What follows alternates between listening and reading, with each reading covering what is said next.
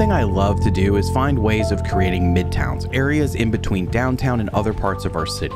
So there's a space here that I think is going to be really awesome to develop and get it set up so it can act as connective tissue between where our skyline fades out and where we're going to be building in future episodes as we expand our city. This is episode 7 of our Build and Learn series in Stanford Bay. And today we're really going to be prioritizing a mixed-use area of commercial residential to create this midtown environment, extending our urban area towards where I think we're going to place some really cool points of interest later in the series. If you've been keeping up with the series, thank you so much. It's been awesome to see really great comments, and I hope that you guys continue to leave comments about what you think about the episodes, along with what we should be doing in future episodes. Additionally, be sure to leave a like, and if you are new, hit the subscribe button so you can keep up with the series and where we head from here. So we're going to dive right in, and one thing I'm going to prioritize is putting residential facing the beaches. And I'm going to be leaning on buildings that look like hotels, apartments, or condominiums in order to do that. I'm going to be choosing buildings that aren't super high. I'm not picking skyscrapers for this area. Instead, I'm going to lean more so on buildings that are 5 or 6 stories, somewhere around there, in order to create this look. This will help continue the fade we've made from skyscrapers of downtown into other parts of our city, something that we've talked about pretty extensively in other episodes. Additionally, I don't think houses or anything like that are going to fit here. It's too close to downtown for me. Now, I'm going to use buildings that do have several stories because I do think land value is pretty high, so we're going to be stacking residents in some of these buildings. And for this first one, I'm going to try to make this into a rather large apartment complex, borderline looking like a little resort or condominium. I guess in all honesty, we could just assume it's a condominium, right? But I'm going to make the building into a larger structure by combining different assets together. This is going to be something we're going to be doing more of in different areas, especially with things like apartment buildings. I tend to think apartment buildings often look a little bit small in terms of the scale that they should be. So I look for buildings on the workshop that typically can be easily combined. So I'm going to find buildings where I can shift them together and combine them and hopefully make something that's passable in terms of the way it looks. That's not all that different from how I operate with things like commercial spaces or office spaces. I'm looking for opportunities to make one building into multiple buildings. Sometimes I think just the placing down of like one building and then the next building and leaving the sort of vanilla default space between them can often look a little goofy. It just doesn't look as real to me, I guess. So if I find opportunities where I can make them wall to wall, I think that looks much better and realistic, frankly. While I'm putting down some of these commercial buildings, I want to remind everybody that if you haven't checked the community tab, you can, and I typically leave polls that you can vote on during the week.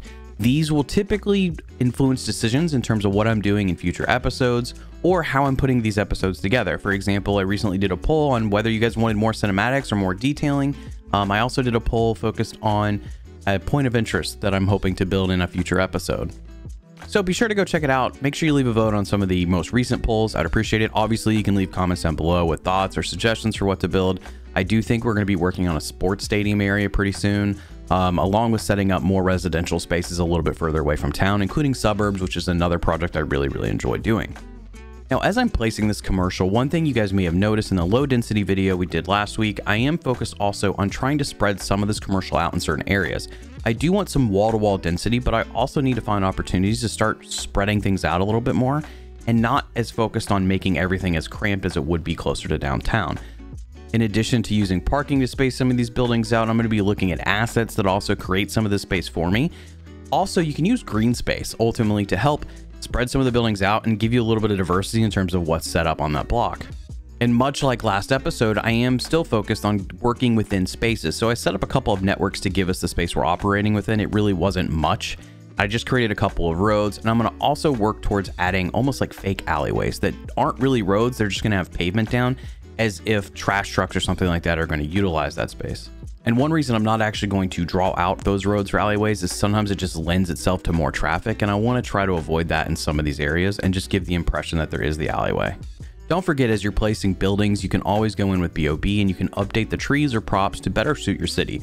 For example, if I wanted palm trees here, I could do palm trees. I'm kind of using palm trees closer to the beach and moving away from palm trees as we leave the beach area. I don't know if that's the best trajectory to go on, but we'll see how it works out in the end. Obviously, with this series, I've been trying to focus a lot on giving as much educational material tied to the content, right?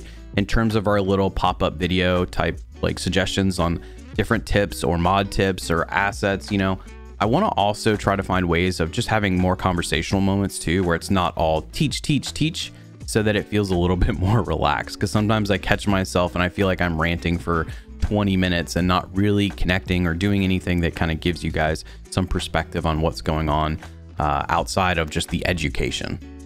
But given that it's the build and learn series, I just need to find a balance of both, I think, so that we can still have those conversational moments that I tend to lack in, while also like incorporating some of that educational material. So if you're new to cities, or if you're trying to learn a different way of playing, you know, whatever that may be, even if it's just inspiration, we can still offer that in a way that isn't so just me ranting for 20 minutes.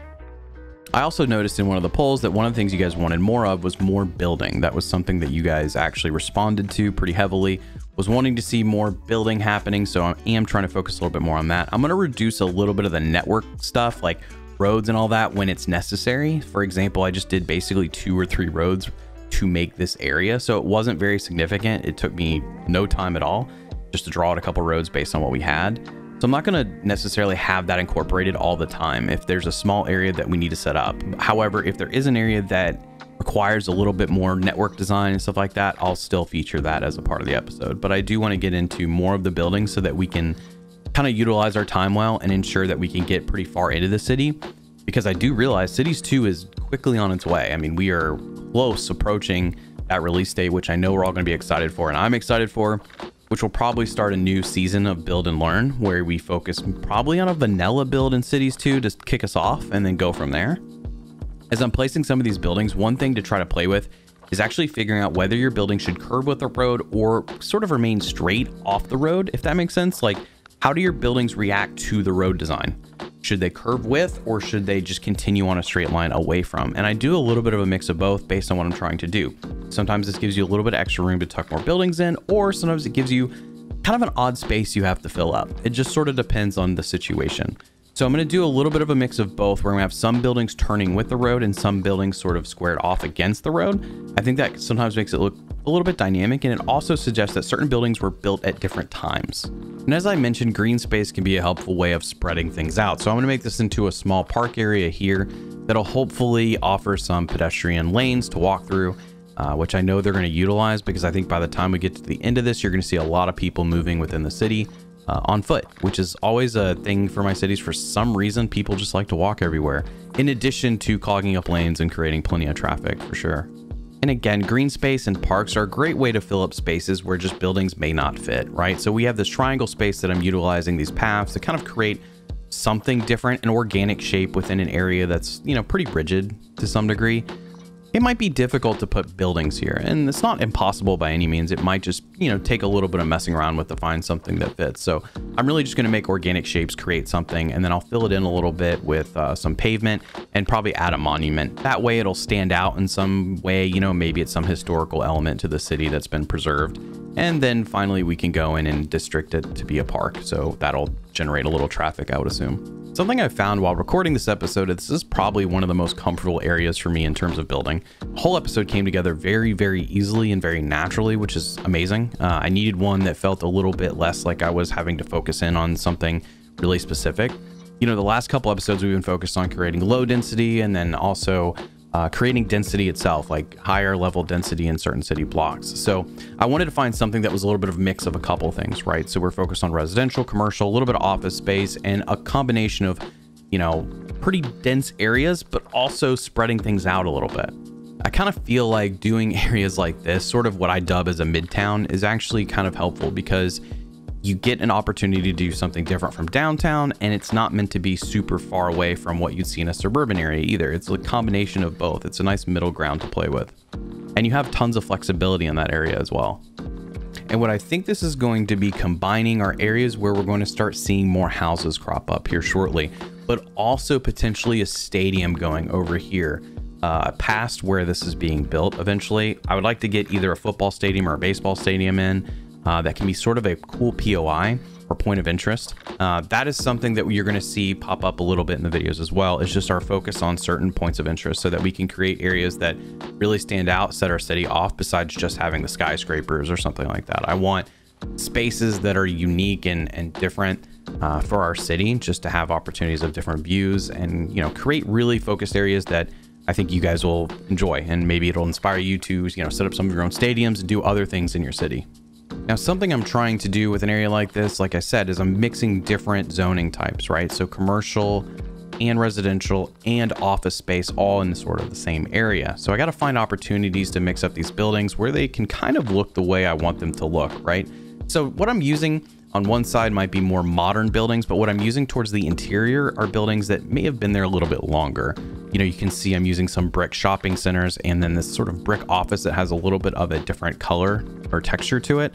I feel like buildings with the brick, again, are also buildings that tend to feel a little bit older, you know, whereas I think a lot of modern buildings are using like concrete sides and stuff like that. So utilizing brick can often be really good around like alleyways or roads that are maybe less used to kind of give you some diversity in what your areas sort of look like and represent. Like we talked about this closer to the train tracks where we've used brick buildings to show an older part of town. So maybe use brick buildings on the alleyway because the alleyway is sort of an old access road that was there. Maybe it's no longer the main road that it used to be, something along those lines. I don't know, you can create a backstory if you'd like.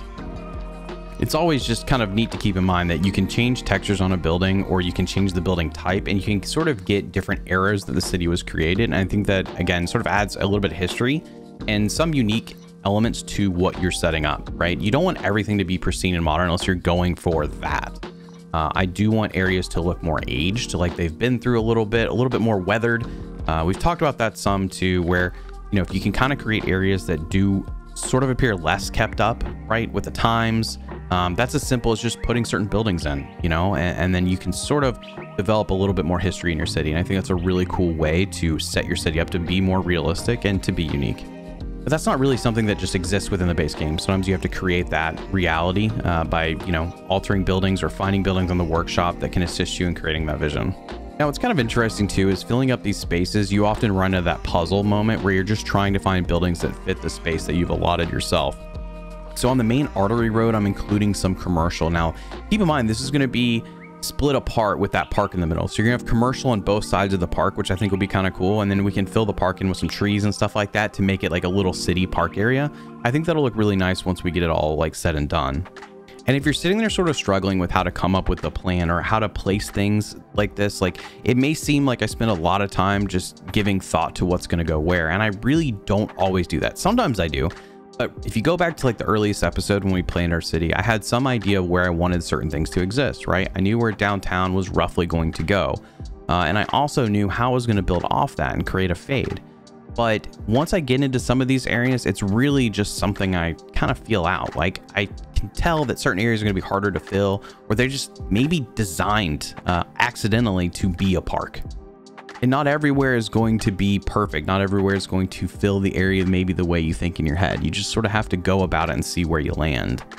Ultimately, everything is reversible, right? It may take time, but you can always go back and switch things up if you don't feel like something fits. Like I can tell you right now, that little commercial strip on the backside facing the water, it doesn't really appeal to me, especially those couple buildings I put there in the middle. Like maybe it's going to be fine. Maybe I could do something different. It may just take me, you know, a little while until I figure out what that different thing is. But as we approach the waterfront, we're going to lean more so on, again, condominiums, resorts, apartments, things like that that can be featured. So when you're looking from the beach inward, it's going to look beautiful and you're going to have people living there and it'll be great. So we're going to intermix condominiums and stuff here with these office areas. It's all going to be pretty tight, which is fine for me. And then wherever I can, I'm going to fit little parking spaces in to help accommodate the amount of people we're going to have living in this area. And then it's, you know, it's going to look more realistic that way, frankly. I'd also recommend finding those buildings you want featured on the waterfront, right? Like making sure they look good, that they have great detail. And then you can find buildings that are also well detailed that maybe don't represent what you want on the waterfront. Maybe you have a couple older apartment buildings. Maybe you put those right behind. And then when you're kind of driving through town, it's sort of, you give this impression that some buildings, you know, have been there a little bit longer or haven't been bought out and rebuilt by some fancy company or whatever that is. Again, adding to a little bit of the historical element of what you're setting up in your city. And since we are using several assets from the workshop right now, I will remind you that the asset list is in the description below. So if you want to try out some of these assets, you can find them on the list. It is a lot of different stuff. I'd really recommend only going through the list like kind of by hand and checking to make sure that you have all dependencies that are needed for each building or asset, right? So there may be trees or maybe planters that are associated with that building that you need to download, so you don't have a list of missing assets that can bog down your load time. Since we've talked so much about planning your city, I think it's important to remember that typically if you're going to set up roads and things like that, you need to sort of find a way to accommodate the road design based on how you set up your buildings. So I'm expanding this apartment complex even further, and I can fill up some of this awkward space with parking and pools and stuff like that that you would see at an apartment complex. But again, utilizing buildings, the sort of copy and paste method and combining them in a way is also, again, a helpful tool to start developing as you place cities, so that you can fill up weird spaces that, you know, like you might see in real life. Like there's apartment complexes, for example, with parking garages in the middle of them. So figure out how to do stuff like that, where your parking is in the center and you use multiple of the same building assets or the family of assets to wrap around the parking area, or just find opportunities to challenge yourself. Utilize the same family of assets to create different shapes with the buildings. Sometimes it's just about how much you can let go in terms of how they look, but if you find opportunities to do this, this is going to be a helpful skill to filling up awkward city blocks. That's going to break the monotony of doing just a grid system everywhere where you have perfect units or squares to work within. And as you imagine, this is going to help you with road design. The more that you can break up doing things on a grid system or on just flat roads everywhere, the more your city is going to gain realism. Because obviously we know that certain areas might be grid system, but then you have to break away from that. And that's often very, very challenging.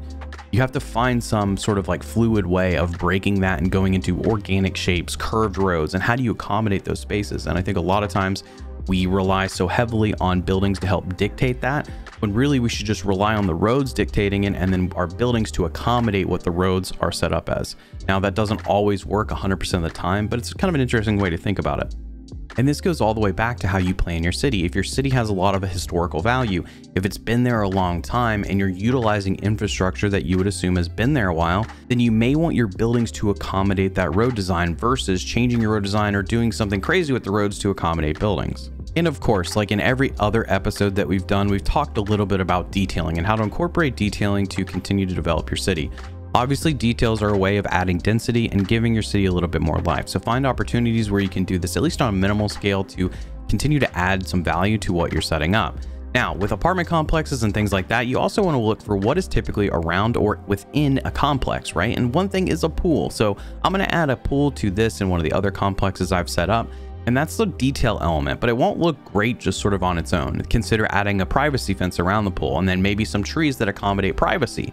And then you have a whole little area that is dedicated to your apartment complex, your condominium, your resort.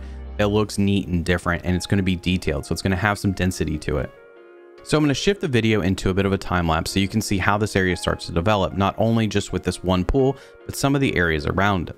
For example, the beach area is going to need some detail work. So I'm going to show you guys a time lapse of how I created that area, along with getting these apartment complexes or condominiums in a little bit better of a spot here. So I'm going to go ahead and add a pool for the other set of condominiums. I'm not going to give one for the older buildings that are behind them. It's just going to be for the newer buildings that are on the beachfront that I think look perfect on the coastline. This, in addition to adding some green space on the corners, I think it's going to make that condominium area stand out pretty nicely. Now, you typically don't purchase a condo and have a pool with no privacy. So we need to add some privacy fencing, attach that to the building, and then we're going to use junipers as a way of sort of separating the road, utilizing vegetation from the pool area. The junipers are typically like a privacy tree, at least in my experience. So I'm going to utilize those to create some separation and some verticality for that matter, along with the fence. And then you have some privacy set up. I'm not going to do a ton in terms of other vegetation here, except add some bushes and maybe a couple planters to make this area look nice and manicured. There's some helpful planters too that you can utilize that can be stacked in a way where it looks like one long planter versus one short planter, kind of like building combinations. And this is like a really helpful asset that you can do a lot with for very, very little work.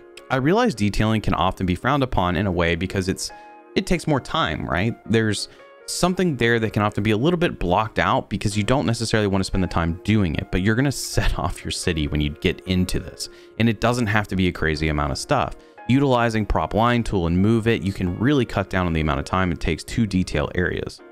And I also don't think every area is meant to be like the same amount of detail. There's going to be areas that you're going to focus in on. For example, on a stream city, I recently built a whole mobile home park that looks really, really great. It's hyper detailed. But there's other areas that just don't have the same amount of attention. And sometimes it's just what I'm interested in at that given time. And, you know, sometimes we just have to balance what we want to do, right? And keep our interest up. So one hard thing, though, is always trying to be in a position where you don't burn yourself out of doing details. So always make sure you're looking at assets that incorporate certain details or look good on their own in case you just can't quite get to that area, or just at least to reduce the amount of work that you're spending in some spots. And then there's things like decorated planners on the workshop that can help you in getting your stuff set up without having to do a ton of extra work. Maybe you can find assets that just do the detailing for you. Now, one area that I really want to make come to life is the beach. And we're going to do this using a few different types of assets, including vegetation, some pathing, and a few other things like bollards to really make this area pop. Now, I've set up this separate path from the road. This is just to allow folks to get a little closer to the beach. And then using vegetation, we can kind of create little sand dunes that maybe the vegetation is there to prevent like erosion. I'm going to use bush clusters to help make that look a little bit more wild, so it doesn't just look like tall grass. Then there's some great lifeguard assets and things like that that you can put on the beach just to add a little bit of texture to what's there. You got to be a little creative when setting up these areas, but one thing we know is that people like to park at the beach. So let's add some parking lots along the road here. These aren't going to take that many cars, but it's going to look pretty neat. And then on top of that, we can add bollards, which is just another thing that we can add in the density of things to sort of create some separation from parking, the road, to the beach itself.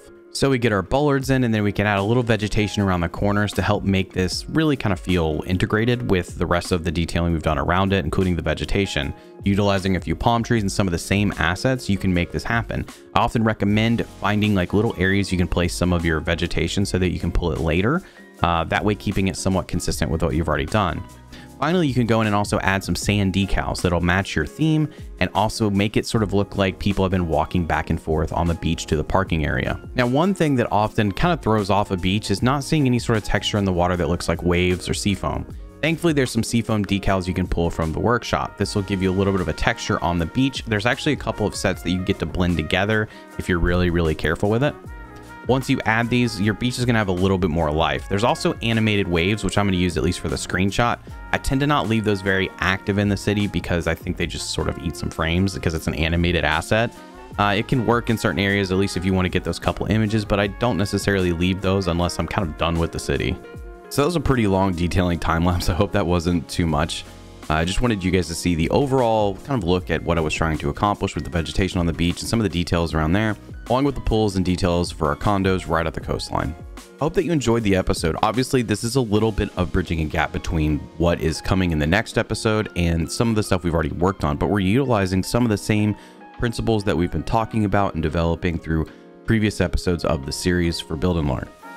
So if you look at the last two episodes where we created density and then we played with some low density, we're utilizing a lot of the things we've talked about in this one video. So I'm kind of combining both those. So I thought this was an interesting way to summarize a little bit of those two episodes and also work towards expanding the city in a direction where I intend to put more stuff. And I'm excited to show you guys what's going to go at the other end of the city here. Largely, Midtown typically refers to a space between downtown and uptown. So I think we're going to need to create some form of uptown area that'll be featured on the opposite side of downtown from the space we just created. As you can see, with some of the detail work we also did around the beach, that area is starting to look very grown up and developed, and I'm pretty excited about where this is headed. So if you are new here, be sure to hit the subscribe button, leave a like, drop a comment down below with your thoughts on the episode or what you'd like to see in future episodes. And of course, big shout out to Patreon supporters that help keep the channel both on Twitch and YouTube going. Appreciate you guys. Catch y'all next time.